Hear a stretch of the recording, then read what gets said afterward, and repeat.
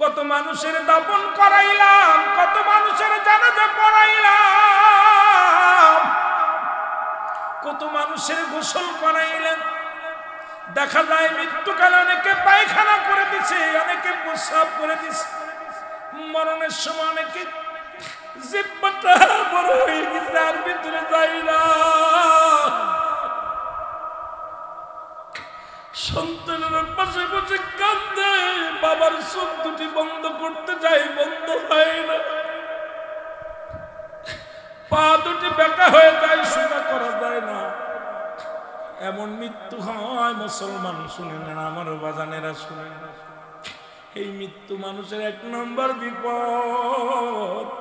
পালানোর কোনো জায়গা নাই, পালানোর কোনো পথ নাই, পালানোর মতো কোনো ব্যবস্থা নাই। এই মরণের চিন্তা যার মধ্যে নাই, তার মতো বোকা মানুষ আর দুনিয়ার মধ্যে নাই। আল্লাহ, আমাদের মরণ কি তুমি সহজ করে দিও। জোরে জোরে চিল্লায় বলেন আল্লাহু আকবার। আমার মরণ আসিবে কখন কেউ তো জানি না। আমার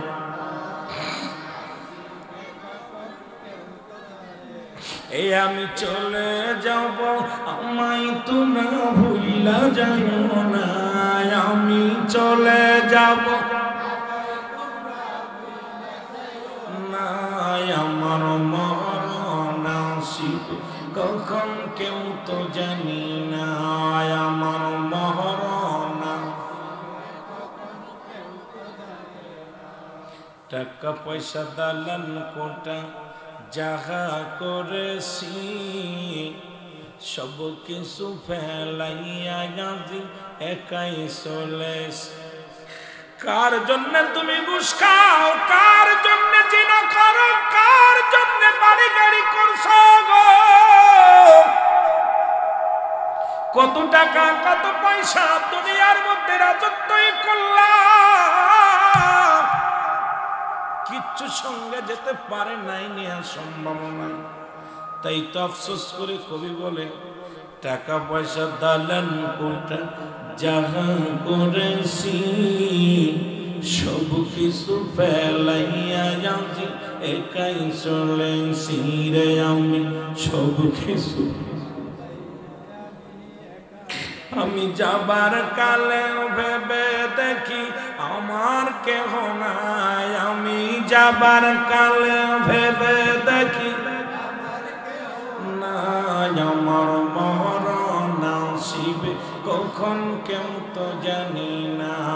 আমার মরণ কুল্লু মান আলাইহা ফান, সব শেষ করে দিবে কে? আল্লাহ বলে, বান্দার এই জমিনটা আমি রাখবো না।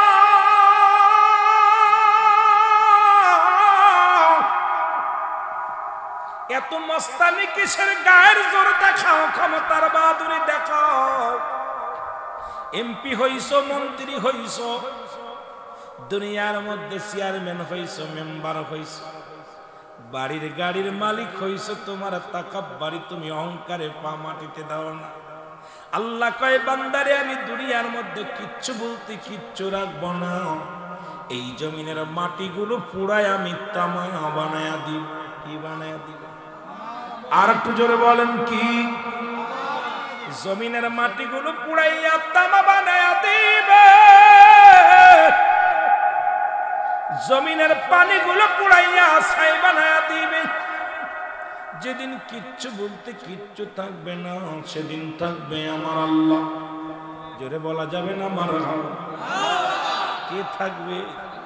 সেদিন থাকবে আমার আল্লাহ। আল্লাহ কয়, বান্দারে সেদিন আমি থাকবো আমার হাবিবের ভালোবাসা নিয়ে। এই জন্য ইমানদারেরা আল্লাহ আল্লাহর নবীর পাগল, সুন্নিরা আল্লাহ আল্লাহর নবীর পাগল। নবী লাগবে কবরে, নবী লাগবে মিজানে, নবী লাগবে ফুলসিরাতে, নবী লাগবে ইয়াউমুল কিয়ামতের ময়দানে। এই জন্য নবীর ইশকে পুইরা পুইরা চাই হয় ইমানদার, নবীর ইশকে পুইরা পুইরা চাই হয় সুন্নি জনতা। এইটা আশিকের মনের খোরাক মিটে যায়। আশিক যখন নবীর ভালোবাসা ভালোবাসার প্রেমের মালা গলায় নেই, সঙ্গে সঙ্গে আশিকের কলিজা ঠান্ডা হয়ে যায়। কারণ এই কবরের মধ্যে নবী আসবে, নবী লাগবে, দুনিয়ার মধ্যে নবী লাগবে। নবী নিজেই বলেন হায়াতি খায়রুল লাকুম, আমি আমার দুনিয়ার জিন্দেগির মধ্যে আমার হায়াতের জিন্দেগিটা আমি নবী আমার উম্মতের জন্য কল্যাণ স্বরূপ। এই পৃথিবীর মধ্যে নবী আগমন করেছে উম্মতের জন্য কল্যাণ স্বরূপ হইয়া। উম্মতিরা রে শরিয়াত তরিকত তাকিকত মারফত যেদিকে তাকাইবে সেদিকেই নবী, সংসার জীবনে নবী, কবরের মধ্যে নবী, মিজানের মধ্যে নবী, ফুলসিরাতের মধ্যে নবী। নবী বলে তুমি শরিয়াতে তাকাও নবী, শাদী করবা নবী, নবী ব্যবসা বাণিজ্য করবা নবী, রাজ্য চালাইবা আমার নবী, তুমি যা করবা সবটার মধ্যে আমার নবী। নবী বলেন হায়াতি খায়রুল লাকুম, আমার হায়াতের জিন্দেগিটা আমার উম্মতের জন্য কল্যাণ স্বরূপ। আবার নবী বলে মুসলমান ওয়াফাতি খায়রুল লাকুম, আমি নবী ইন্তেকাল করেছি, আমার নবী মারা গেছে মুসলমান শুনে নাও। এখন আমরা শুধু মরি নয়, নবী ইন্তেকাল করেছে। আল্লাহ কয়, আল্লাহর নবী ডাক দিয়ে কয় ওয়াফাতি খায়রুল লাকুম, আমি নবী দুনিয়া থেকে বিদায় হয়ে গেছি, এটা আমার উম্মতের জন্য কল্যাণ স্বরূপ। কারণ এই দুনিয়া থেকে বিদায় নিয়া আমি নবী কান্দি প্রশানিত আছি আমার উম্মতের জন্য। কারণ উম্মতিরা যখন দুনিয়ার মধ্যে কোনো ভালো কর্ম করে আমি নবী সঙ্গে সঙ্গে আমার মালিকের দরবারে প্রশংসা করি গো। আবার যখন কোন উম্মতির গুনাহের কাজ করে সঙ্গে সঙ্গে আমি নবীজি আমার আল্লাহর দরবারে উম্মতের হইয়া ইস্তেগফার করি, ক্ষমা চাই। সুতরাং এই নবীজি ইন্তেকাল করে উম্মতের কল্যাণের জন্য, কারণ উম্মতকে বাঁচানোর জন্য নবী এই দুনিয়ার মধ্যে আগমন করেছে, নবী উম্মতের বাঁচানোর জন্য। আবার দুনিয়া থেকে বিদায় নিছে উম্মতের জন্য, উম্মতের বুকে নিয়ে ঘুমায় আছে রহমতের নবী। সেই নবীজির পক্ষে থাকো, দুনিয়াতে সাকসেস হওয়া কামিয়াব হবো। সেই নবীর প্রেম ভালোবাসা যার অন্তরে যতটুকু, তার ঈমান বলতে ততটুকু। নবীর প্রেম ভালোবাসা যার অন্তরে নাই, তার ঈমান বলতে কিছু নাই। জোরে জোরে চিল্লায়া বলা যাবে না আল্লাহু আকবার। কষ্ট হচ্ছে আপনাদের? বলতে পারেন হুজুর কবরের ওয়াজের ভিতরে নবী টানেন। আহা, নবী বিনে বান্ধব না। কবরে হুয়ায়াও কা বিসমিল্লাহি ওয়া আলা মিল্লাতি, এই মিয়া রাসূলের মিল্লাতে থাকবে কবরে, ওখানেও নবী। জোরে বলেন ঠিক কি না? আরো জোরে বলেন। কষ্ট হয় বুঝিয়া সে আলোচনা। আরে মরণ, কত রূপ যৌবন, কত টাকা পয়সার জমিদার, ইয়ং বয়াস, মোটর সাইকেলে উঠলে দেখা যায় আরে ভাব, গাড়ি ঘুরে টান দিতেছে, মনে হয় এই আমার আর মরণ নাই। মানুষকে মানুষই মনে করি। হাই হাই, এই জীবনের যদি একবার চিন্তা করো, চক্ষু বুঝলে চক্ষুটা বন্ধ করে দেখো, একবার বন্ধ করে দেখো, কেউ তোমার, কেউ তোমার, সব শেষ। এই জন্য আমাকে আপনাকে সদা সর্বদাই মরণের চিন্তা করতে হবে। জোরে বলেন ঠিক। একটু মহব্বতের সঙ্গে দুরূদ শরীফ পড়েন। আল্লাহুম্মা সাল্লি আলা নবিয়িনা শাফিঈনা মাওলানা মুহাম্মাদ। আল্লাহুম্মা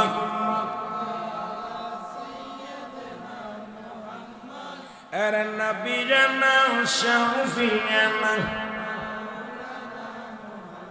উড়ে যাও রে রাতের হাওয়া, যাও রে উড়ে মদিনায়, যাও রে উড়ে মদিনায়।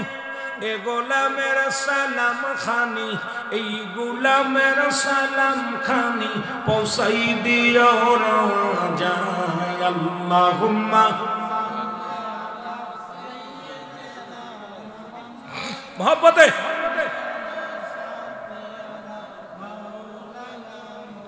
আদম যখন মাটি পানি, মরণ নবীজি খোদা রাসূল। আল্লাহু আকবার বলেন। আদম যখন মাটি পানি, মরণ নবীজি খোদা রাসূল, তার উপরে পড়েন দুরূদ তার উপরে পড়েন দুরূদ আল্লাহ ফেরেশতা কুল আল্লাহুম্মা আর নবিয়ানা শাফিয়ানা মোহব্বতে পড়েন না আল্লাহুম্মা সাল্লি আলা সাইয়্যিদিনা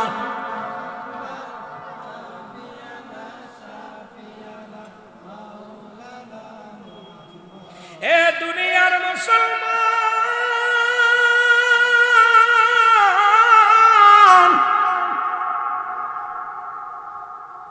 কবরের ভয়ে চিন্তা জাহান্নামের ভয় ও বন্ধু শুনে নাও হযরত ইদ্রিস আলাইহিস সালাম জান্নাতের মধ্যে আছেন তবে দুনিয়ার মধ্যে তার একবার মৃত্যু হয়েছে অনেক বিস্তারিত আলোচনা হযরত ইদ্রিসকে আল্লাহ ডাকতে বলে বন্ধু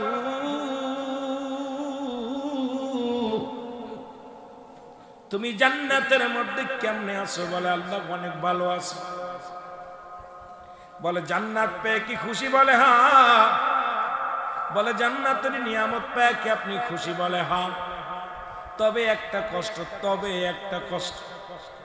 আল্লাহ বলে ইদ্রিস রে তোমার কি কষ্ট বলে আল্লাহ তোমার আজরাইল যখন আমার রূহটা বাইর করেছিল মনে হয় আমার একটু কষ্টটা দিয়েছে বেশি এই মৃত্যু যন্ত্রণা আমার গা থেকে যায় না এরে আল্লাহ ডাকতে বলে জিবরিল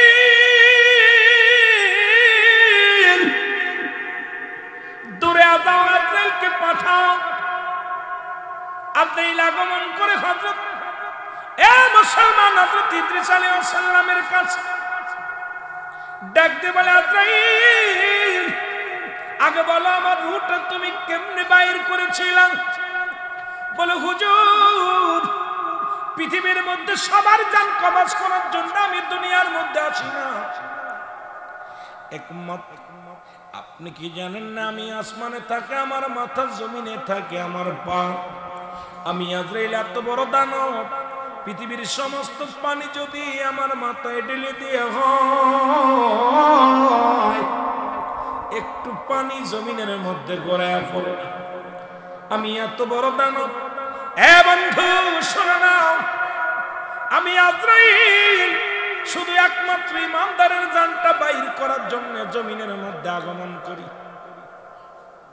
কিসের মধ্যে জমিনের মধ্যে জাহান্নামীদের রূহ কবজ করার জন্য আজরাইল আসে না জমিনে উপর থেকে এমন একটা চিৎকার মারে সঙ্গে সঙ্গে তার কলিজাটা ফেটে যায় মৃত্যুবরণ একমাত্র ইমানদারের অনেক পাওয়া অনেক ক্ষমতা ইমানদার আমার ভাইরা আমার বন্ধুরা আমার হুজুর মায়ের বুকে দুধ খাইতে খাইতে সন্তান যেমনি ঘুমায় যায় আপনার রূহটা সেমনি বাইর করেছে আপনাকে আসানের সঙ্গে মৃত্যু দেওয়া হয়েছে আপনাকে কোনো কষ্ট দেওয়া হয় না আজরাইল বলার সঙ্গে সঙ্গে হযরত ইদ্রিস আলাইহিস সালাম ডাকতে বলে আজরাইল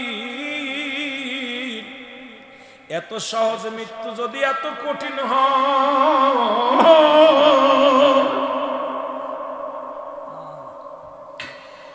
এত সহজ মৃত্যু যদি এত কঠিন হয় রে যারা এই মরণের সময় যন্ত্রণায় ছটফট করে যারা মরণের সময় প্রস্রাব পায়খানা করে দেয় তাদের কি কত কষ্ট দাও রে মুসলমান শুনে নাও ওই সহজ মৃত্যুরা যদি এত কঠিন হয় ওই সহজ মৃত্যুরা যদি এত কঠিন হয় কঠিন মৃত্যুটা কত কঠিন হবে জোরে জোরে বলেন ঠিক কিনা আমার মরণ আসিবে কখন কেউ তো জানি না আমার এ আমি চলে যাব আমায় তোমরা ভুইলা যাইও না আমি চলে যাব আমার মরণ আসিবে কখন কেউ তো জানি না আমার মরণ। এই পৃথিবী চিরদিন থাকার জায়গা না, অন্ধকার কবর যে তোমার আসল ঠিকানা রে মানুষ, অন্ধকার কবর যে তোমার আসল ঠিকানা। ডানে বামে মাটি আমার মাটির বিছানা, ডানে আরো জোরে বলেন, ডানে বামে মাটি আমার। এই আমি চলে যাব আমায় তোমরা ভুইলা যাইও না, আমি চলে যাব আমায় তোমরা। আমার মরণ আসিবে কখন কেউ তো জানি না, আমার মরণ। এ দুনিয়ার মুসলমান শোনো, তারই বোঝা গেল এক নম্বর বিপদ হলো মানুষের মরণ। পালাবে কোথায়, পালানোর পথ নাই। যেদিন সবাই শেষ হয়ে যাবে, দুনিয়াটা শেষ হয়ে যাবে, এর আজরাইলেরও মৃত্যু হবে, মিকাইলেরও মৃত্যু হবে, ইসরাফিলের মৃত্যু হবে, জিবরাইলেরও মৃত্যু হবে রে মুসলমান। এই মরণের কথাটা বলতে যায় একটু ওদিক টাচ দিয়ে যায়, টাচ দিলে আপনি ভালো বুঝতে পারবেন। যেদিন সব মাখলুকাতের মৃত্যু হয়ে যাবে গো, আমার আল্লাহ ডাক দে বলে, এক জিবরিল এখন জমিনের মধ্যে কে কে আছে একটু খবর লাও।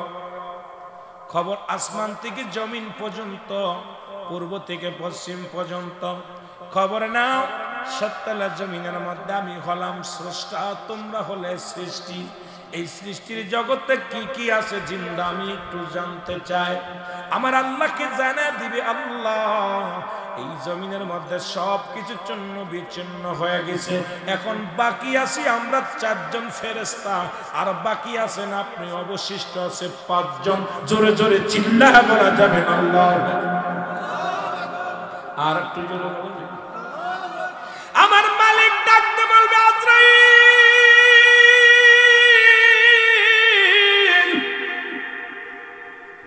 যেহেতু দুনিয়ার মধ্যে নবীদের দরজা বন্ধ, আমি কার কাছে আরে আমি সংবাদ পাঠাইব? সংবাদ পাঠানো লাগবে না, দৌড়ে যাও, দৌড়ে যাও। কোথায় যাও? যায় হযরত জিবরিল আলাইহিস সালামের জানটা বাইর করে নিয়ে আসো। জিবরিল আলাইহিস সালামকে সালাম দিবে আজরাইল আলাইহিস সালাম, আসসালামু আলাইকুম হে আল্লাহর ফেরেশতা। মনোনীত ফেরেশতা শুনেন, আমি আপনার কাছে আসছি। বলে কেন আসছো? বলে আজরাইল কেন আসে আপনি জানেন না? প্রতিটা মাখলুকাতের কাছে একবার আজরাইল যায়। আমি আমার খোদার হুকুম হয়েছে আপনার কাছে আসি, এখনই যেতে হবে আমার মাওলার কাছে। জিবরিল আমিন কে আল্লাহ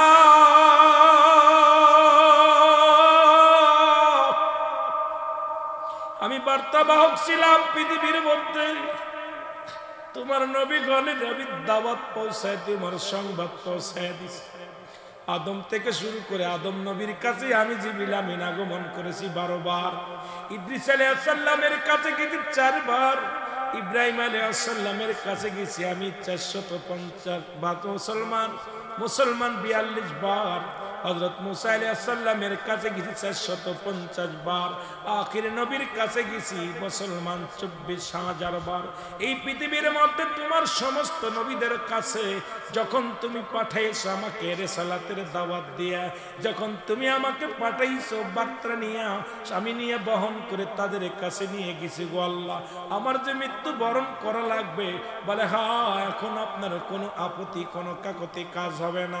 আমি আজরাইল আপনার সামনে হাজির হয়ে গেছি, মাওলার কাছে চায়া দেখেন মাওলা আপনাকে দান করে কিনা, আপনার রূহটা দান করে কিনা। আমার আল্লাহ ডাকতে বলবে আজরাইল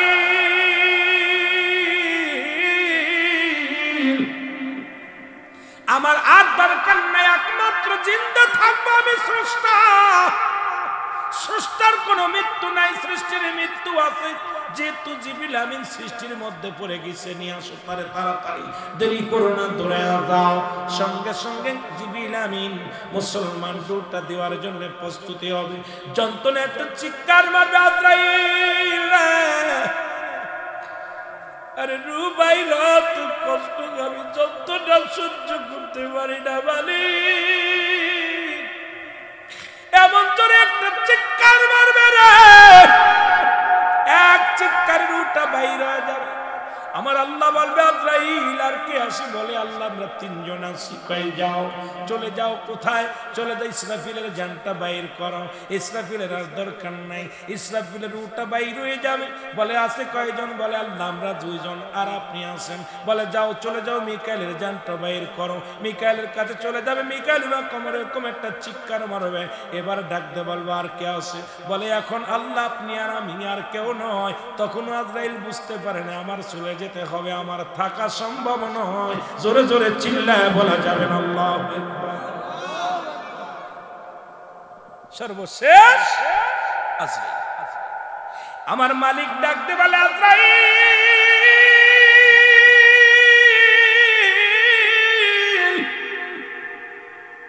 এখন কে আসে গো? কি কে কে জিন্দা? বলে মালিক আপনি আর আমি। প্রস্তুতি হও, আল্লাহু আকবার, প্রস্তুতি প্রস্তুতি হও। আজরাইল আল্লাহ কি শুনাইলেন? আমার মরতে হবে। কয় হ, তুমি কি শোনো নাই? সৃষ্টি থাকবে না স্রষ্টা থাকবে, সৃষ্টি থাকবে না স্রষ্টা থাকবে। সুতরাং তুমি সৃষ্টির জগতের মধ্যে পড়েছো, তোমাকে রাখা হবে না, তুমিও শেষ। মুসলমান আজরাইল রূহটারে আস্তে আস্তে ধরবে। এত যন্ত্রণা, এত জোরে চিৎকার মারবে। ওই আজরাইলের চিৎকার যদি দুনিয়ার মানুষ এই জামানার সেই জামানার মধ্যে থাকতো, সমস্ত মানুষগুলো হাত ফেল করে মারা যেত। আজরাইল এত জোরে বিকট আওয়াজ দিবে, এক আওয়াজে আসমান জমিনের মধ্যে থরে কম্প উঠে যাবে। একটা চিৎকার মারিয়া আজরাইল ডাকতে বলবে মালিক,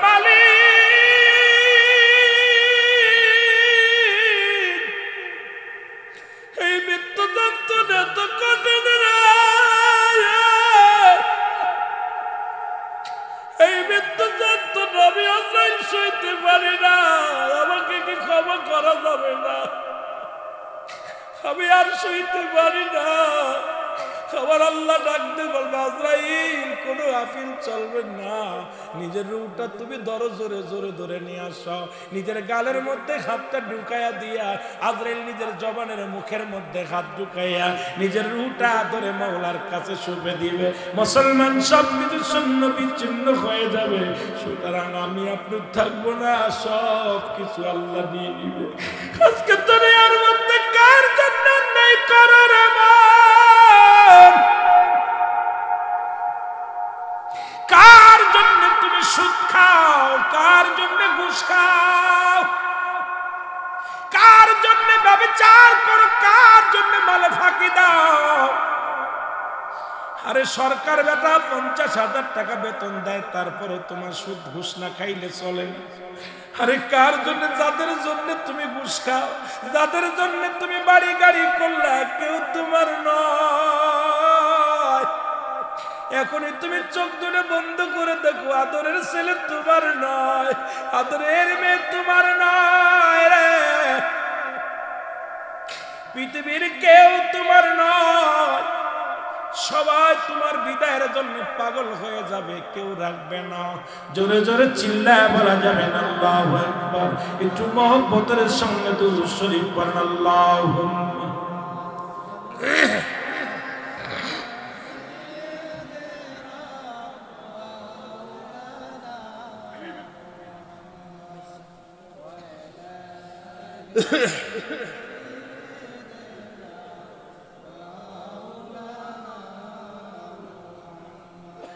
আরো জোরে বলেন আল্লাহুম্মা।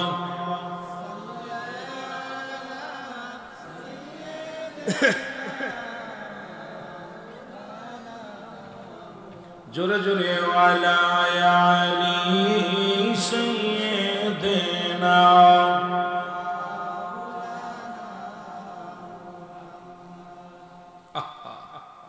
কষ্ট হয় তখন, কত টাকাওয়ালা বাড়িওয়ালা যাদের ভয়ে থরথর করে কাঁপত এলাকার মানুষগুলো, তারা কবরে চলে গেছে। এই কবরের উপর দিয়া গরু ছাগলে ঘাস খায়, কবর উপর দিয়ে কুত্তা শিয়ালে পায়খানা করে, কবর থেকে খেদানোর মতো। এমনও লোক ছিল এই বর্ডার অঞ্চলে যাদের ভয়ে এলাকার মানুষগুলো থরথর করে কাঁপত, জোয়ারদারদের ভয়ে, সর্দারদের ভয়ে, মোল্লাদের ভয়ে, বিশ্বাসদের ভয়ে। আজকে তারা কোথায়? তারা কবরে শুয়ে আছে।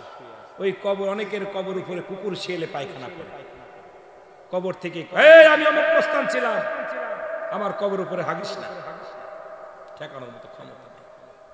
এই হলো আমার আপনার জিন্দেগি। হয়তো কত বছর দেখা গেছে, হিসাব করে গড় আয়ু মানুষের 70 বছর। কত বছর? জোরে বলেন না, কত বছর? 70 বছরে 10 বছর চলে গেছে বাল্য জীবন। কয় বছর? জোরে চিল্লায় বলেন, কত বছর?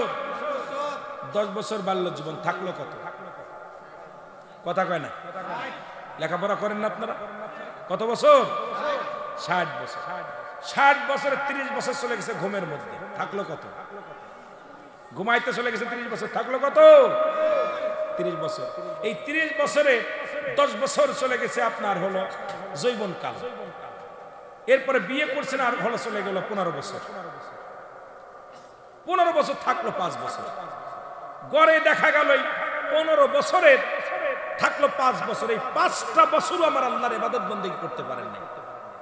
আপনি মিলায় দেখেন, আপনি আপনার 70 বছরে কয়দিন আপনি আমার আল্লাহর ডাকছেন? সব জিন্দেগি আপনার। 24টা ঘন্টার ভিতরে আমার আল্লাহর জন্য 1টা ঘন্টা। এই 17 রাকাত নামাজ পড়তে 1টা ঘন্টা সময় ব্যয় হয় না। কত ঘন্টা? কথা বলেন না কেন? কত ঘন্টা? 1 ঘন্টা ব্যয় হয় না। অথচ আপনার হলো এই দিনটা 24 ঘন্টা, 23 ঘন্টা আপনার। কয় ঘন্টা? 23টা ঘন্টা আপনার। 1টা ঘন্টা আল্লাহ দিবেন, তাও পারেন না। বলেন দি 5 ওয়াক্ত নামাজ পড়তে কি 1 ঘন্টা সময় যায়? 1 ঘন্টা সময় লাগে না। দেখা যায় আপনার জিন্দেগি থেকে এই 1টা ঘন্টাও আপনি প্রতিদিন আল্লাহর ইবাদত বন্দেগী করতে পারেন না। তো আল্লাহ যদি আমাদেরকে দয়া না করে, জান্নাতে যাওয়া সম্ভব? জোরে বলেন, যা সম্ভব? আল্লাহর কাছে কানবেন, চোখের পানি ছেড়ে কানবেন, বললাম আল্লাহ আমাদেরকে মাফ করে দেন, কারণ সবই তো আমার বলছি, আপনার কোনো বন্দেগী করতে পারি নাই। আল্লাহ যেন আমাদেরকে ইবাদত করার তৌফিক দান করে। সকলে বলুন আমিন। একটু মহব্বতের সঙ্গে দুরূদ শরীফ পড়ুন। আল্লাহুম্মা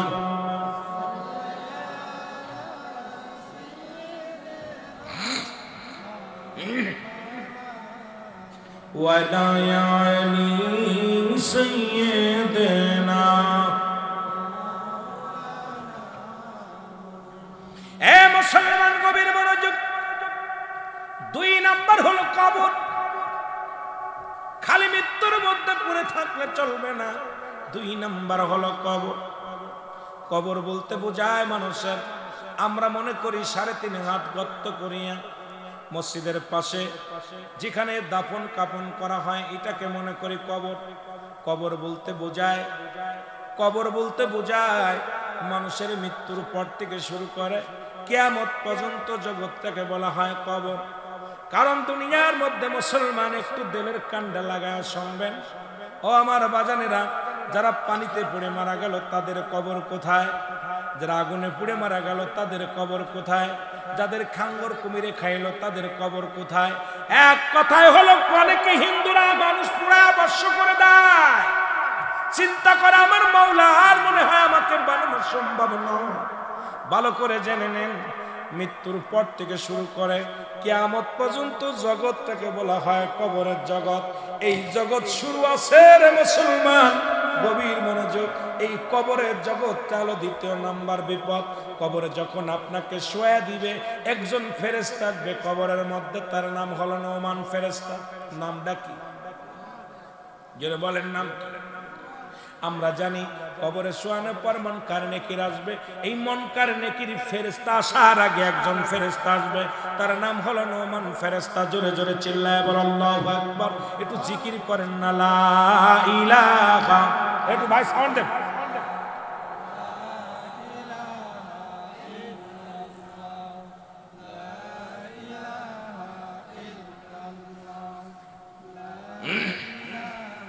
একটু জোরে জোরে বলেন লা ইলাহা। এর লা ইলাহা ইল্লাল্লাহু লা ইলাহা মুহাম্মাদুর রাসূলুল্লাহ। এই নোমান ফেরেশতা আমরা মুসলমান শুনে নেন, উনি এসে বান্দার জাগাইবে, ও বান্দা ওঠো, ডাক দে বলবে কোথায় মিজানুর রহমান ভুইয়া সাহেব, ওঠো, ডাক দে উঠাইবে, বান্দারে ওঠো, ও বান্দা উঠে পড়বে, বলবে বান্দা আমার নাম নোমান ফেরেশতা। দুনিয়ার মধ্যে দুজন ফেরেশতা ছিল, একজনের নাম কেরামন আর একজনের নাম কাতিবিন, যারা লেখার দায়িত্ব ছিল। আর একজন ফেরেশতা ছিল তোমার আমল নামাটা লেখার জন্য, তার নাম হলো মুসলমান, শুনে নাও। যিনি আর একজন জান কবজ করার জন্য দায়িত্ব ছিল, তার নাম হলো আজরাইল। আর আমরা হলাম কেরামন কাতিবিন, দুজন ফেরেশতা। এখন কবরের ভিতরে আমি প্রথম প্রবেশ করেছি, আমার নাম হলো নোমান ফেরেশতা। এরপরে আসবে কে? এরপরে কবরের ভিতরে আগমন করবে মুসলমান। মান কারণে কি জোরে জোরে চিল্লায়া বলা যাবে না আল্লাহু আকবার। হে ভাই, ডাক দে বল বান্দা ওঠো। দুখানা কাগজ থাকবে হাতের মধ্যে, একখানা হলো নেকির কাগজ, আর একটা থাকবে বদির কাগজ। কবর 2 নাম্বার বলতেছিলাম, বিপদ হলো কবর। ডাক দে বল বান্দা এই নাও নেকির আমল, এই নেকির কাগজটা আগে দিবে। বান্দা কত রাকাত নামাজ পড়েছো, কতবার জিকিরি করেছো, কত জায়গা দান ধ্যান করেছো, কত ভালো কাজ করেছো, কোথায় নেকির কাজ করেছো, সে আমলনামাটা হাতের মধ্যে দিয়া দিবে। বান্দা দিকে আনন্দিত হবে, বলে বান্দা লিখে দাও, যার যার আমলনামা তার লেখা লাগবে।